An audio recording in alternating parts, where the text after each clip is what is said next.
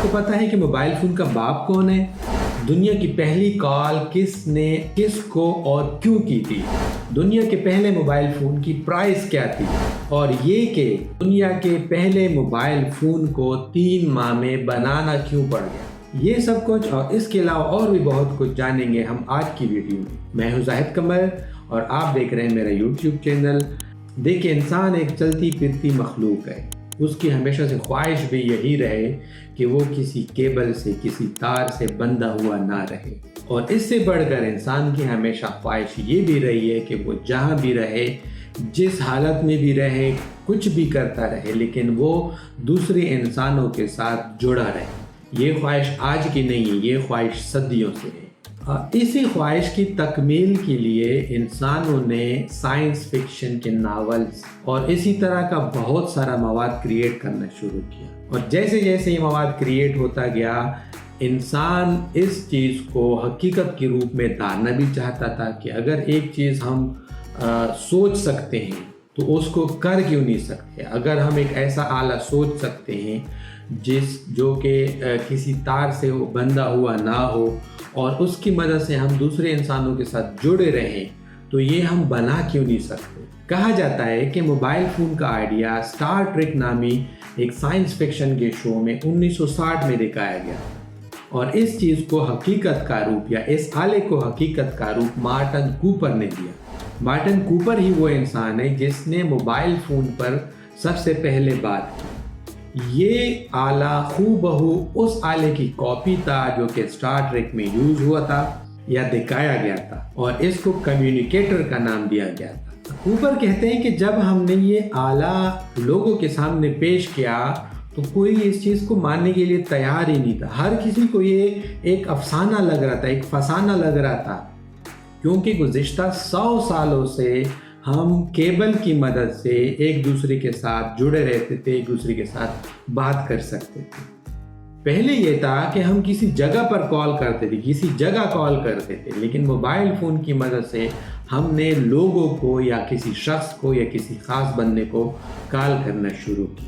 یہ ایک بہت بڑی تبدیلی تھی۔ کوپر یہ بھی کہتے ہیں کہ اس چیز کے لیے جو سب سے زیادہ جس چیز نے یا جس آلے نے متاثر کیا وہ تھا کلائی والا ریڈیو، جو کہ امریکن کامیڈی کارٹون شو ڈیک ٹریسی کے کریکٹر جاسوسی کے لیے استعمال کرتے تھے۔ یہ بھی ایک حقیقت ہے کہ سائنس فکشن کے شوز میں استعمال ہونے والے آلے سے معجد متاثر ضرور ہوئے ہیں، لیکن جب یہ آلے بنے ہیں، جب یہ موبائل فون لوگوں کے سامنے آئے ہیں، تو اس کی صورت یا اس کی شکل نہ تو ڈیک ٹریسی میں استعمال ہونے والے آلے کی طرح تھی اور نہ ہی اسٹار ٹریک میں استعمال ہونے والے کمیونیکیٹر کی طرح تھی۔ یہ بالکل ان سے مختلف چیز تھی، کیونکہ یہ حقیقت پر مبنی تھی۔ جو چیز سائنس فکشن کے شوز میں استعمال ہوتی رہی ہے وہ صرف ایک خیال ہوا کرتا تھا۔ جب اس کو حقیقت کے روپ میں ڈالا گیا تو یہ ایک بالکل مختلف سی چیز سامنے آئی۔ اب اگر آپ اپنی بیٹری کی لائف سے پریشان ہیں کہ میری بیٹری کم چلتی ہے، میرے موبائل کی بیٹری کم چلتی ہے، تو یہ بتاتا جاؤں کہ جو پہلا موبائل، جو پہلا پروٹوٹائپ بنایا گیا، اس کی بیٹری کی لائف صرف اور صرف 20 منٹ ہوا کرتی تھی۔ 2 انچ اس موبائل کی چوڑائی ہوتی تھی اور 4 انچ اس موبائل کی لمبائی تھی، اور پتہ ہے آپ کو وزن کتنا تھا؟ 500 گرام۔ جی بالکل 500 گرام، یعنی آدھا کلو اس موبائل فون کا وزن ہوا کرتا تھا۔ اب یہ سب کچھ بن گیا، اب باری آتی ہے دنیا کے سب سے پہلے موبائل فون کال کی۔ جناب یہ کال 1973 میں کی گئی تھی۔ یہ کال موبائل بنانے والے مارٹن کوپر اور American telephone and telegraph کی کمپنی میں کام کرنے والے جو اینجل کے درمیان کی گئی تھی، اور اسی کال کی وجہ سے، اسی دنیا کی پہلی کال کی وجہ سے مارٹن کوپر کو موبائل کا باپ بھی کہا جاتا ہے۔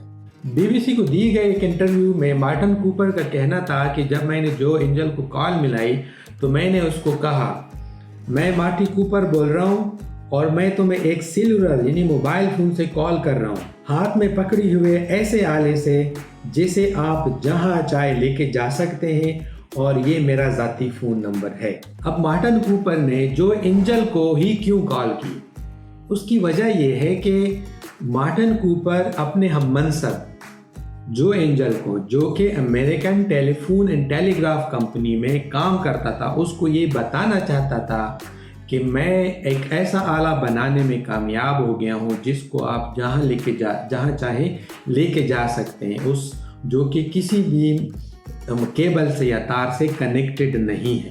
اچھا، یہاں یہ بھی بتاتا جاؤں کہ مارٹن کوپر موٹورولا کی کمپنی میں کام کرتے ہوتے تھے۔ ویسے موبائل فون یا چلتے پھرتے فون پر کام American telephone and telegraph company بھی کر رہی تھی، لیکن ان کا زیادہ تر کام اس چیز پہ تھا یا اس کانسیپٹ پہ تھا کہ ہم کاروں میں ایسے فون لگائیں، اور اس مقصد کے لیے وہ ریڈیو فریکوینسی کا یوز کرنا چاہتی تھی۔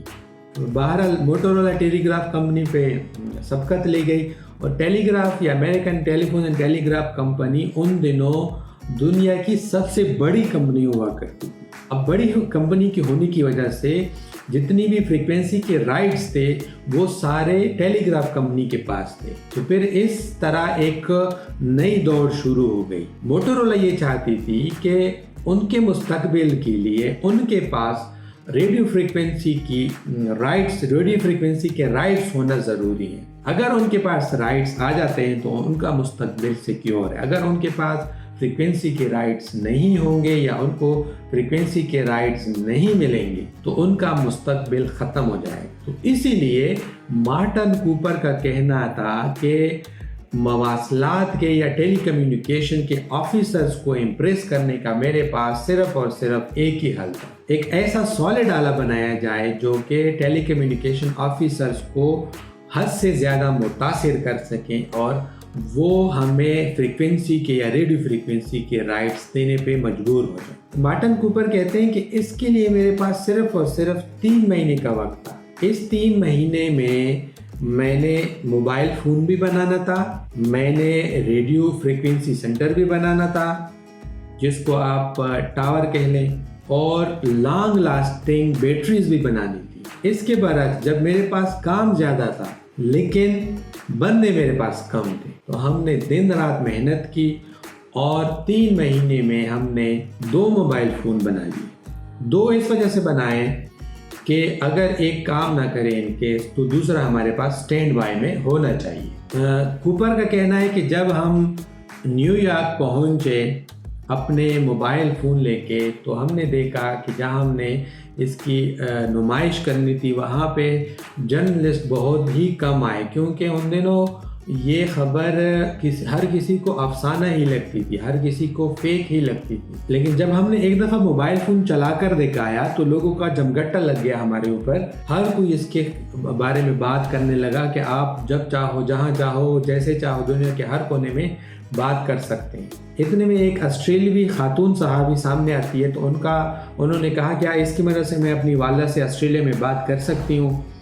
ہاں، تو ہم نے کہہ دیا، لیکن ساتھ ساتھ میں ڈر بھی رہے تھے کہ خدا نخواستہ کہیں یہ فیل نہ ہو جائے۔ لیکن جب اس خاتون صحافی نے اپنی والدہ سے آسٹریلیا میں، نیو یارک سے آسٹریلیا میں بات کی تو وہ نہ صرف وہ خاتون صحافی خوش ہوئی بلکہ ہمارے دل کو بھی چین مل گیا۔ اس کامیابی کے بعد بھی موٹورولا کو فریکوینسی رائٹس ملنے میں بھی کافی تگ و دو کرنی پڑی۔ ایک لمبی کہانی ہے۔ پھر رونلڈ ریگن جب صدر بنے تو انہوں نے وعدہ کیا موٹورولا سے کہ بھئی جو بھی فریکوینسی موٹورولا کو چاہیے وہ ان کو دے دی جائے گی، وہ اس پہ ان کا حق ہے، کیونکہ پہلا موبائل فون انہوں نے ہی بنایا ہے۔ اچھا، اب جو عام لوگوں کے استعمال کے لیے جو موبائل فون پیش کیا گیا وہ پیش کیا گیا تھا 1983 میں۔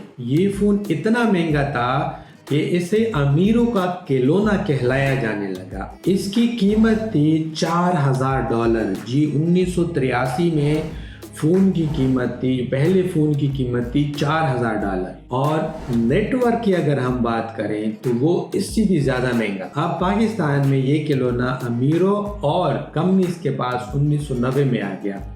2000 کے بعد شاید عام لوگوں کے ہاتھ لگ گیا تھا۔ یہ مجھے اچھی طرح سے یاد ہے جب پہلی دفعہ پاکستان میں موبائل فون آیا تو 3310 ان دنوں کا آئی فون پرو میکس کا بھی میکس ہوا کرتا تھا، اور اس سے بڑھ کر جو سم ملتی تھی وہ 7-8 ہزار کی سم ملتی تھی۔ اب موٹورولا نے جو ماڈلز متعارف کروائے اس میں سے سب سے جو فیوریٹ یا سب سے مشہور جو ماڈل تھا وہ تھا شو فون، یعنی جوتے جیسا فون۔ اس ماڈل کو ڈائنیٹک کا نام دیا گیا تھا، جو کہ اصل میں ڈائنیمک ایڈاپٹیو ٹوٹل ایریا کوریج کا مخفف۔ اب اگر آج کل دیکھا جائے تو ایک سے بڑھ کر ایک جدید فون اویلیبل ہے مارکیٹ میں۔ اس موبائل فون کی اس ترقی سے، موبائل فونز کی اس ترقی سے موبائل فونز کے جد امجد یا اس کے پائنیئرز بخود خوش ہیں، لیکن ساتھ ساتھ میں وہ یہ شکوہ بھی کرتے ہیں کہ موبائل فون نیٹ ورک پر کوئی کام نہیں ہو رہا۔ اب اگر آپ کے پاس آئی فون 20 پرو میکس بھی ہو لیکن نیٹ ورک کسی کام کا نہ ہو تو ایسا فون کسی کے کس کام کا؟ اپنا اور اپنے موبائل فون کا بہت خیال رکھیے گا۔ اللہ حافظ۔